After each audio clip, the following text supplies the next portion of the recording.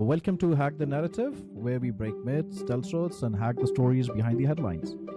Today's episode is a story of curiosity, consequences, and second chances.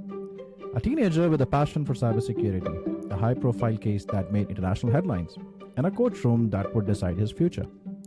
You might have heard whispers of this story on the BBC. Maybe you caught glimpses on Darknet Diaries, but today you will be hearing it straight from the source. Our guest was a young mind wired to explore, challenge, and push limits. That drive landed him in the middle of a high profile case and a media storm. This is From Keyboard to Courtroom. Let's dive in. Cam, welcome to the podcast. Great to be here, man. Cheers for having me. Listen, you read that back there, it sounds like a breeze, but the reality was more like getting hit by a freight train while you're wearing roller skates. So honestly, it's funny looking back, but I think at the time it was not that great. Hey, yeah, I came across the BBC article that mentioned your arrest. Would you mind taking us back? Like, what were the driving factors that led you down the path that eventually caught the attention of law enforcement? Yeah, happy to. So just for context, and you'll know this anyway, it was never malicious. It was curiosity. So it was more like, what can I do and how far can I push this thing? That sort of mindset. So I didn't steal anything. I didn't make any money off of it. I just wanted to know. And as a kid, I would mess around with TVs, remotes, anything I could take apart, and probably usually both. Later, it got more serious, and I saw videos of like animal abuse online. So SeaWorld stuff is probably the major one, and then it hit a nerve. So that was my so-called like noble side kicking in. But if I'm honest, a lot of it was like me being an idiot. I didn't really grasp the scale of what I was doing, and I thought I was mostly just annoying people, winding them up, but I didn't click on that it was actual damage, right? Because I was like 14. Yeah, and the article also mentioned about some modern warfare or gaming. Like, how big of a role did the online community and forums played in shaping your curiosity? Oh, mate, yeah. So Modern Warfare 1, Modern Warfare 2, they were the days. And I used to run the proper mod menus, the ones that hijacked your screen, drew things in the sky, care package forts. Even you could even crash someone's console with it. And why? Because like someone did it to me first. So I didn't really get mad about it. I just thought, like, how the hell did they do that? And straight away I had to go figure it out. And it wasn't just the games either. It was groups like Anonymous, in the early days, the ones doing the real ops and not just the teenagers yelling into webcams. It was like a purpose to it back then. And then, yeah, like Local Sec as well, because that was just funny to watch until you know, it wasn't. Yeah. So you also talk about like the low orbit ion cannon. I remember those early hacking days myself. How did you discover Loic, and how did you learn how to use it? So yeah, Loic, Hoic, Havage, all the classics. I found it on YouTube. Back when YouTube was still like the Wild West and not brand deals and sponsored products. But you'd watch it like a dodgy tutorial set to some terrible EDM track, and then you get sucked into like a rabbit hole, and of worse and worse ideas. So if someone hit me offline, I wasn't raging or angry. I just wanted to understand it, and yeah, curiosity first. Yeah. So talking about your arrest, like that must have been a life-changing experience, right? So how did it affect your day-to-day life from the moment you were arrested until your hearings? Yeah, getting arrested at any age is grim, but when you're still a kid, it properly rattles you. So you're out trying to be normal, hanging out with your mates, and it's just sat there in the back of your head. It's like, oh yeah, by the way, you might be in prison in like a few months. So I turned into a bit of a ghost for a while. I think the police knew that, letting me sit with it and stew on it was punishment enough. And so they just kept me dangling, and that worked. So Yeah. So was there any specific moment where it really hit you, like this could change everything?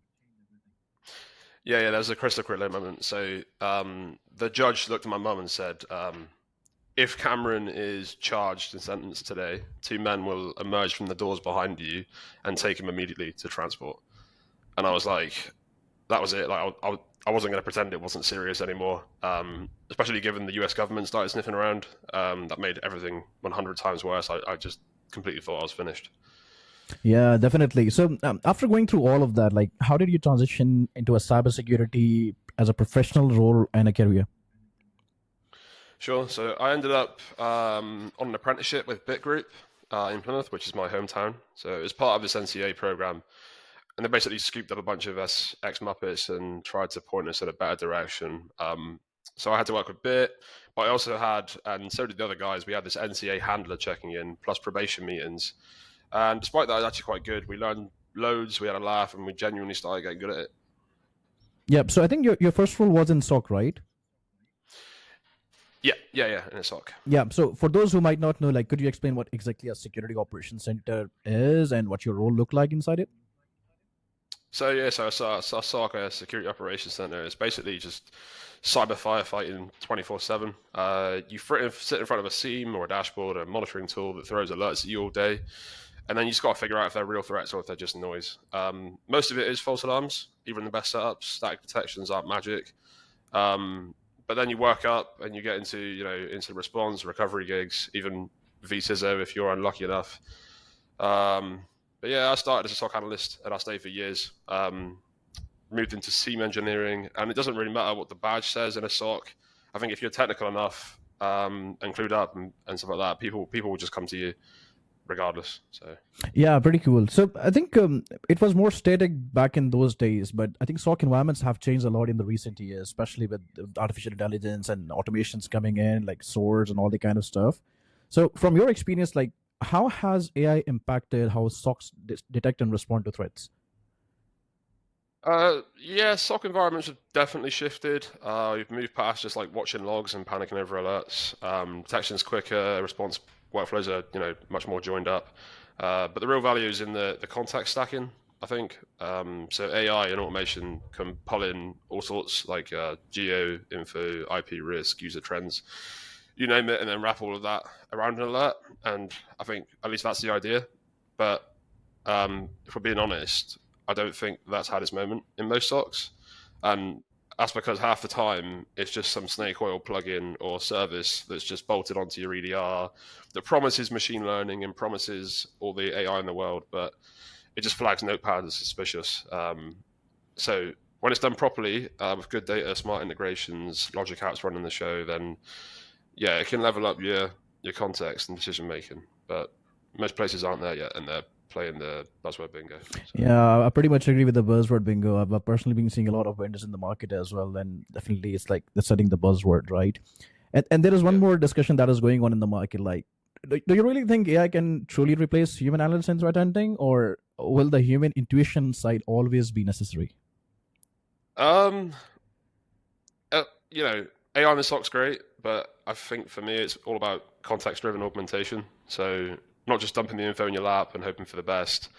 Like it's great to have everything in one place, but the value isn't in the volume of the data; it's in the context. So if you've got a proper integration, so say with APIs running through Logic apps or whatever the SIEM supports, um, well, now you're talking, right? So it's about engineering a good prompt. So you do a bit of prompt engineering, pull some logs, pull user behavior, threat intelligence, enrich it with like say recorded future, virus total, that sort of thing, and then feed that all into your LLM.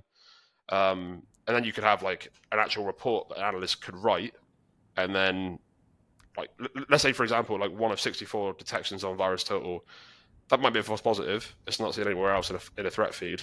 Then once you've got a malware alert, even though this is saying bad as a light flashing like most traditional scenes, you've at least got this context of, oh, I've checked like 20 different sources for you, compiled it, and I've actually found out there's only one flag for it anyway. So user activity shows like similar activity around 10 a.m. That could be normal. IP address geolocates to a known travel location based on the prior authentication logs.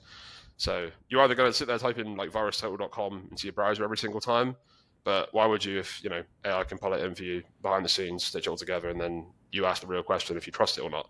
And I think that's where AI will actually shine, is accelerating the grind and letting you focus on the actual decision making. But it's still you making the call. AI just clears that noise. Yeah, pretty much. I agree to that context as well. So you started in SOC specifically as the initial times of your career, right? So do you know early on that cybersecurity had like so many different paths, like red teaming, DFIR, threat intel, or did you land in SOC by like pure chance or something? Well, I didn't actually properly start in a SOC. So I did kind of, but it was, I'll be opinionated here, right? So when I started out, I landed in a SOC analyst role, but it was definitely more drawn to red teaming. So it was actually, security analyst. We did like quite a few contract pen tests early on, hands-on stuff, and I quite enjoyed the technical challenge. But you spend a few hours breaking into something interesting, and then you spend days writing reports for people who aren't going to read it. And I figured out eventually that most pen tests are basically the same, and you never really figure out the outcome. So I started feeling a bit like the work was more about justifying the invoice than actually securing anything. So I kind of drifted away from that side, and the shine wore off quickly, especially when I came in from the black hat side, where I never wrote, a single report. So Yeah, that would have been a pain writing reports for clients. While in Black Hat, you don't even have to write anything. no, you're just pressing buttons. Yeah, exactly. So, talking about the early career and challenges and learnings for you, right? So, being young and new to the field, like, how challenging was it, like, working alongside like more experienced professionals? Like, did like thinking differently help you get ahead of them? Yeah. Yeah. I mean, I looked up to quite a lot of those guys early on, and especially the ones that are clearly sharp, and it was humbling, to be honest. I think I came in thinking that I was decent, and then you've got people, casually throwing out terms like out of bounds, boff, that's trivial stuff, and they do that nerdy laugh. So it's got to be a bit early. I'm going to go get off and flash some beta or GSA build for a few extra points on Cinebench or whatever, and I was just like, so I learned about a lot about being around those guys and the confidence, the shorthand, the general attitude, and the way they thought about their problems. I think where I really started to get ahead was when I stopped trying to do everything by the book, and that is quite a cliche statement to make, but I knew what an attack looked like. I just had to trust my gut more and stop obsessing over like ticking all the different boxes, right? So books are good for sure, but they weren't written by someone, watching a beacon at 3 a.m. So Pretty much agreed with that. So definitely you would be having some mic drop moments when you were working, right? So do you remember any moment you'd like to share with us where like your seniors might have missed something, but you were able to catch that? Yeah, I mean, probably a million times, but that's just kind of how it is in a SOC, and most seniors don't really care about that and titles. So if you catch anything that they've missed, they're usually glad that you did, and most of the time you're going to be learning from them. But the solid ones, they're going to want the right outcome rather than the ego points from it. So I won't give a specific example, partly because I can't remember one, but also because I don't want to get people's backs up. But what I will say is the best socks feel like a dev team. So you can Yeah. borrow each other's work and copy and paste each other's scripts and everything. No one's precious. You just get stuck in and have a laugh and suffer when you have to, and just keep things moving. Yeah, exactly. I get a lot of questions from a lot of people as well, like being in a red teaming and offensive security myself. But I think in SOC, it's more difficult than being on the red teaming side or offensive side because you have to be 99% sure of the things and always ahead of the lines, right? So you're always like literally on the front lines of cyber defense. So could you share a memorable story when you had to investigate like a serious threat or something, or maybe an APT or something big?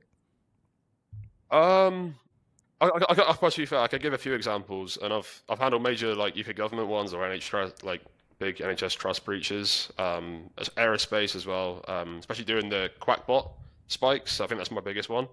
Most of the time, the root cause was phishing, so it was just a malicious .m file fired out to like 1,000 people at once. And by then, that was like CSAT nature was like my bread and butter. So 24/7 Shift ringing me at 3 a.m. and honestly, I didn't even mind. I was kind of comfortable with it. And you learn to move fast without rushing. Scoping's probably overlooked as like a primary task as well. And so who clicked that, who downloaded that, who executed it, and at the same time, you have to also juggle, watching if they're moving further towards their objectives. So, are they beaking quietly? Are they just enumerating a little bit? Or are they pushing hard to lateral movement or exfiltration, that sort of thing? And most of the time, they're not. So they're moving slow and you don't spook them. And, you keep your pace and buy some time. You have to get, like, your hammer lined up. And so on the bridge call, like, the IC's got to be listened to. So you got to, like, call the shots. Otherwise, you can get people, like, spiraling out of control. If you've got something to add, then add it. If not, then just stay in like formation and do what your task was. And I think one of my biggest frustrations there was people just going ahead and just like panic button, like isolate device or like lock out account, but like properly doing the scoping first. So I would just get, why did you do that? Like it didn't need isolating, or did you panic? And so panic isolation can, at sometimes, if there's an APT like on that box, make things 10 times worse because they could have access elsewhere, which is going to spook them into, pulling things out. So it's about control, not just speed, and scope it, line it up, and when you're ready, just mitigate everything at once. Yeah, pretty much. Yeah, I agree with that. So, what's the difference between like regular SOC monitoring and actual threat hunting? Because and which one do you find more exciting? Because you have worked on the both sides, right? So, Yeah. what's your take on that? So when you're threat hunting properly, you're not just like, I guess, looking for patterns. You're kind of looking for behavior chains that don't trigger alerts on their own. So that's generally what I will do. So that together, when you like stitch them together as a chain, they like form a clear story of, initial access. So let's say like I log on at an unusual hour.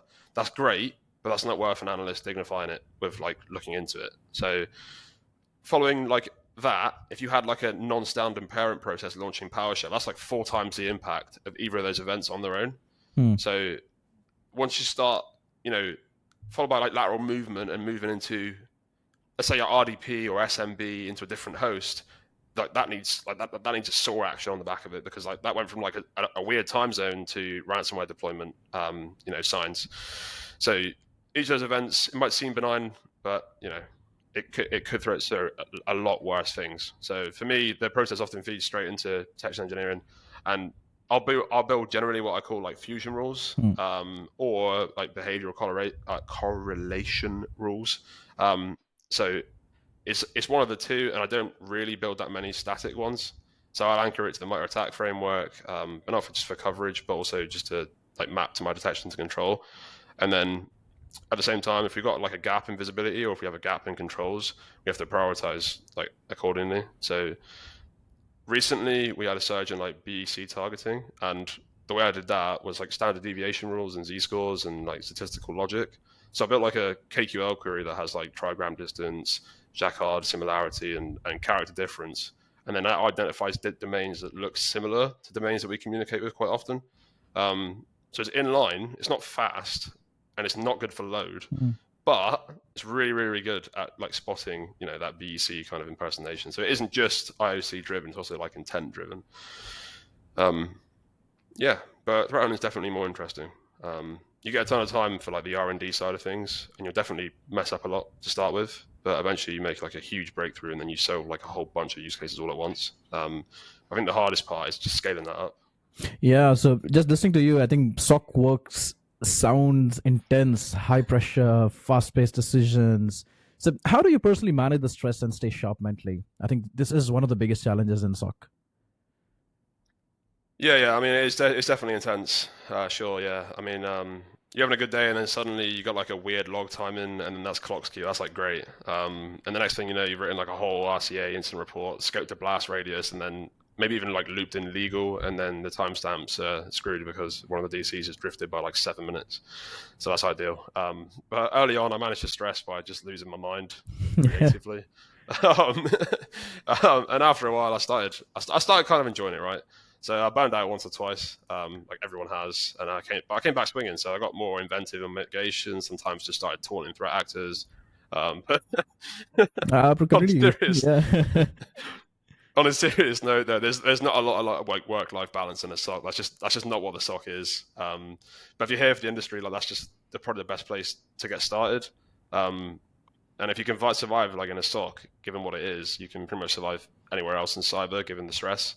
So I always saw it as an investment. So I was knackered, and I'd love a raise. It'd be good to see my family this month. But looking back, I learned a lot more I would from any course. Met a lot of brilliant people, and tracked Qbot, Quackbot, whatever, right to the very end. So you adapt to it. You adapt to the constant chaos, and eventually it's just your job, right? So. Yeah, I completely agree with that, and that happened with me as well. So, and we always hear that cybersecurity professionals struggle with work-life balance. Like, in your experience, like, does cyber becomes a lifestyle, you can say, or have you find ways to keep like a healthy balance? Like for me, there is no healthy balance. It has become like part of my life. Yeah, it becomes part of your life, right? So my house runs on about like 40,000 lines of YAML, and poorly documented GitHub projects. So yeah, it does bleed into your personal life. I wouldn't lie and say that I'm passionate. I'm like reasonably invested. Like, yeah, sure. But I'm not passionate, right? I used to lie about that, right? So I'm not sure I ever was. I don't think anybody is. They say it's just a job. You're either invested or you're not invested. But yeah, I don't. I go to bed and my automations. I'm hoping they haven't, blasted the heating on at 3 a.m. So. Completely agree with that. Like, and I think this is one of the challenges in SOC as well. And I've been trying to like do some redesigning and all the kind of stuff. And I know it's more difficult when you have to redesign the SOC, especially. So like if you could redesign the SOC life with one wish, like better technology, shorter shifts, cooler chairs, like what would it be? Yeah. Honestly, I wouldn't redesign too much. I think chaos is part of the job, but like a Herman Miller M body should be standard issue. Yeah. Like a human right in the SOC, right? And then a takeaway allowance for when you're on call, and then I'll fight fires all night with no complaints. And then to really build culture, you want like a SOC branded shirt that says like in lowercase Arial, APTs have smelly armpits or something equally derogatory, just so that all the SOC team have got like the company logo stamped there and that horrible message. But yeah, build up morale. Get that morale built up. True. So, especially when we talk about the education sector in the UK, and you have been studying as well, like, do you think schools and society today do enough to recognize tech talent early, or are we still too quick to label curiosity as trouble? Yeah, I don't think schools could care any less, in my opinion. I think some did. So when I was at CSA, we did the Cyber First program, and they did. But honestly, most schools, they're not enablers of external talent. So like when it comes to like newer areas like cybersecurity, if you're like 15 and you're like curious about like and good with tech as well, then the system's more likely to treat you as like a threat and try and keep you on, maths or whatever. And so it's still built around that textbook learning with the tidy career paths that are already known about. So anything outside of that, you're either ignored or you're punished. And I think I was lucky to end up where I did. So a lot of people get stamped out before they can even get started, and they're kind of wasted. Yeah, I completely agree with that. I think education sector is still far behind compared to where it should be, and I think it's more challenging and it has to be fixed. But I'm not sure when it's gonna fix. But let's see how it goes. So there are so many myths in cybersecurity. So on a lighter note, like what's one cybersecurity myth you wish people would stop believing? A single one. Yeah, let's go with one. Okay, all right then. I think one of the biggest myths people still cling to, and I think it's more common than you think. I think it's online payments are somehow less secure than tapping your card in a shop. So this is usually older people. So I blame the news for that, right? It's just fear mongering. And people love those battered up like chip and pin readers that you find in petrol stations, like drop, sneeze on, and probably last patch before I was born. They're sat in like a flat VLAN. They've got a static IP. Yeah. Probably sat on by a seagull at some point and nobody even noticed. Usually they're installed next to an entire array of cheap like IoT cameras as well, like looking right at it. Yeah. Yeah, even some of the cameras are like visible on Shodan, but somehow that's the safer option. Meanwhile, you got like Apple Pay, which is like tokenized, locked down, and it's like end-to-end encrypted between you and like Amazon. But there's no comparison. Like I don't know how people don't know that's such a myth. Yeah, here we are. So yeah, completely. And I think this is one of the challenges in the market because security is not that secure as it seems like. And I think it's the myths have to be broken, and more information has to be told to the people in the market, right? So, sure, for sure. Moving back to the SOC one, like if you could build your dream SOC team, and this is a really important question, what kind of people would you recruit? Like hackers, defenders, thinkers, gamers? Good question. I don't think I have a specific type. I think if people can think and they don't just follow playbooks by the book, I think that's important. I don't really mind if they're a gamer or a hacker. That'd be good though, or someone who just accidentally broke their production a few times. So I get, I get along with most people, right? So yeah. if you question things and you don't panic, and you can question, when things feel off as well. Yeah. Even if the alert says it's clear, or if there's some automation telling you it's wrong, then be a team player. So. Yeah, we're all here together, right? Trying to get this thing done. So yeah, we want to defend the org. So no egos and no title worship, just people all in the same room trying to get it done, right? Yeah, completely agreed. I think it's more of a team player and thinking out of the box, because I don't want people, and we don't want people in cybersecurity who rely on the other person to get the work done. Like if you can take the initiatives, I think it's more on the risk side, because you have to fix the issues eventually. So the Yeah, people yeah. who take the initiative, I think they're the best guys, and I'm always looking for those people as well. I hope you agree with me, though. Oh, for sure, for sure. No, totally agreed. Totally agreed. Yeah. So you have been working in SOC for quite a long time, and there are so many tools within SOC, right? So what's the coolest tool, platform, or technique you have recently discovered or started using? So I've recently got back into using MITRE's Caldera, and then I discovered they released something as part of the Defend project called CAD, which Yeah. I've never seen before. And it's basically kind of like it's just a draw. You draw out attacks, right? And so what I want to start doing is like pulling in that threat intelligence. So it's insanely powerful when you take the time to actually build the logic, run controlled multi-stage scenarios in your environment. So I'm trying to actually like use it to validate whether our detections are actually able to map to adversary behaviors, Hmm. whether like instead of just like validating whether the rule fires. But yeah, if it fires when it should and when it when it counts. So Yeah, definitely. And I believe like we in cybersecurity have been using a number of open source tools. Like MITRE Caldera is also open source. Like you can get into the source sure, code sure. and you can change whatever you want to do, right? So we have learned so much from the online communities, forums, and resources. Like, are you doing anything today to give back to the cybersecurity community, like mentoring or content creation, like helping beginners or something? I wouldn't say that I've formally mentored anybody, not yet. But I think I'd be open to help where I can. So with Project Killchain, obviously with you, Cam, and with Umar, obviously we built a space where we can collaborate, with other industry people and trade ideas. And I think the learning part of that was the knowledge sharing. So Hmm. we are knowledge sharing, and people definitely did learn from it at some point. I'm doing pro bono consulting for a charity called Pyramid. So that's like a hands-on helping them with problems and making sure it just works securely, right? Yeah. Um, Obviously, again, with you, I've been working with obviously the NCFE, which is their T-level curriculum, which is a new big thing, which is like similar to the A-levels in the UK, right? Yeah. But that helps shape their courseware and their exam materials. So yeah, I would like to get more involved, I think, with mentoring, but I wouldn't really know where to start, genuinely. So if someone reaches out, then obviously I'll make time for that and help them cut through the noise for sure. I'll definitely try. Yeah, I completely agree with that, and I'm a strong believer in like open source as well. I'm a big ambassador for that, and I personally Yeah, yeah. believe that we have to give back to the community. That's why we all started Project Kill Chain. That's how I got with you for the NCFE, trying to give back to the community and making sure that the educational sector like is on the forefront and they're teaching exactly what they have to for the new generation, so they are always prepared for what is coming in the next few years. So, if For a sure, for 16-year-old sure. Cam, like you're young, imagine yourself back in the days, like you're a young Cam, and somebody DM'd you asking for advice. So, how would you personally help them?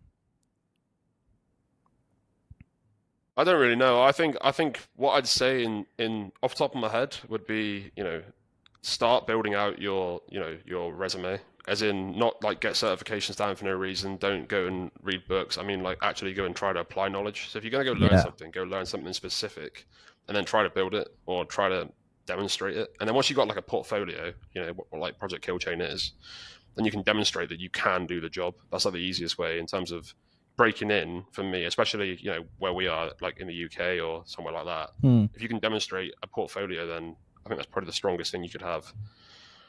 Yeah, I completely agree with that. So, we have been talking about cybersecurity and all of it for cybersecurity. Like outside of cybersecurity, like what's one hobby, passion, or your interest that keeps you grounded and recharged?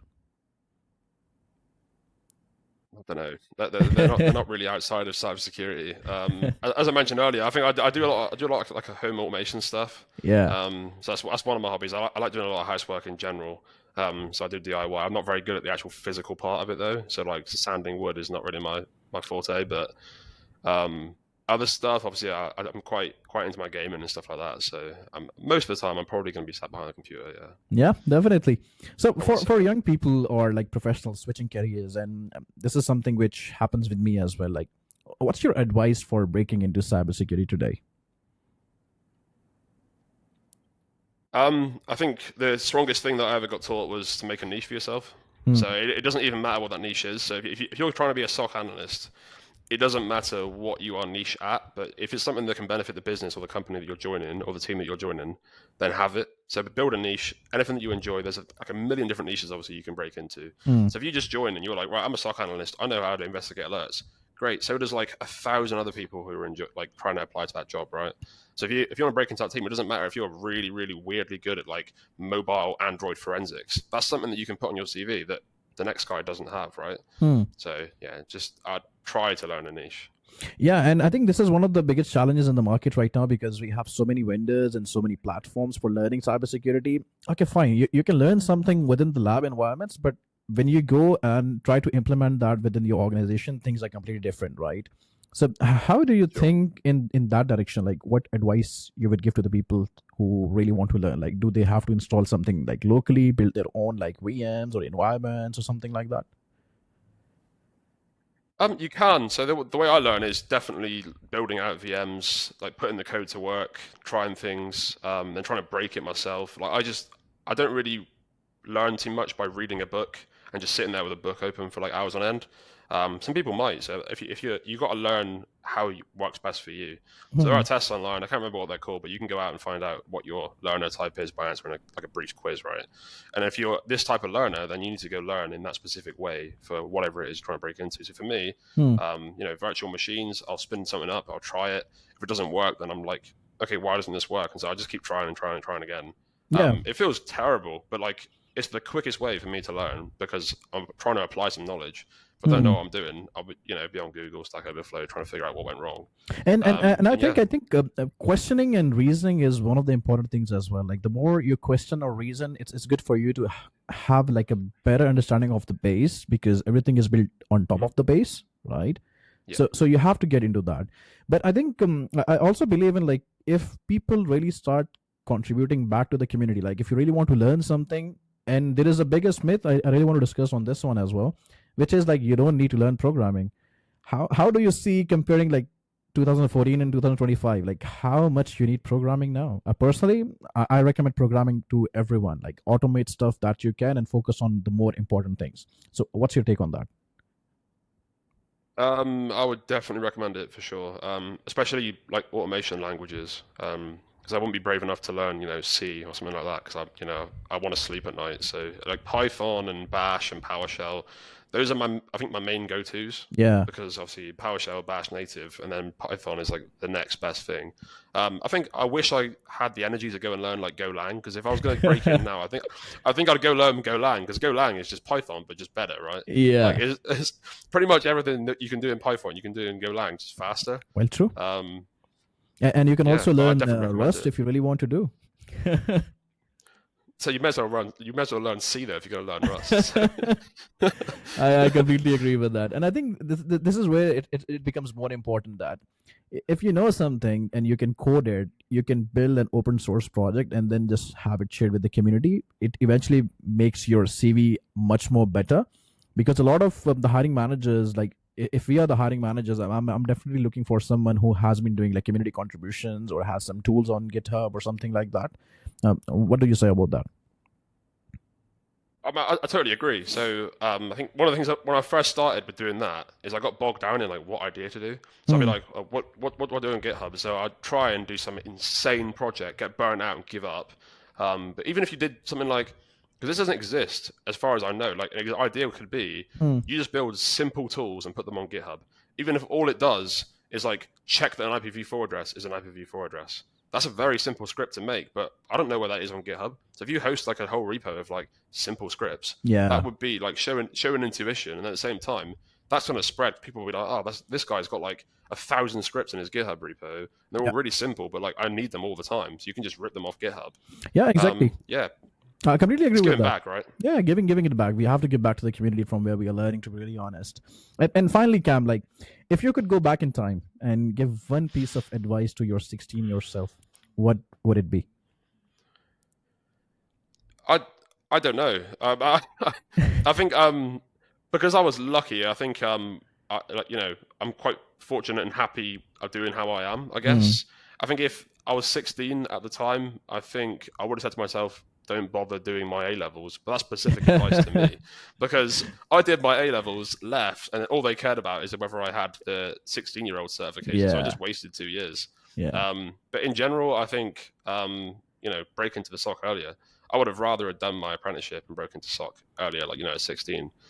Because I'd be 2 years ahead, right? I would have used those 2 years wisely, and now I'd be 2 years ahead of where I am now. But yeah, and I wasted 1 year in school as well, so I'm closer to you. Cam, fair enough. Trust me, your story is a reminder that every setback can be turned into a comeback, and that hacking curiosity, when guided right, I think can change the world. Thank you for being here and helping us hack the narrative. Thank you. It's good to be here and good to have a chat. Lovely. Thanks, Cam. Cheers.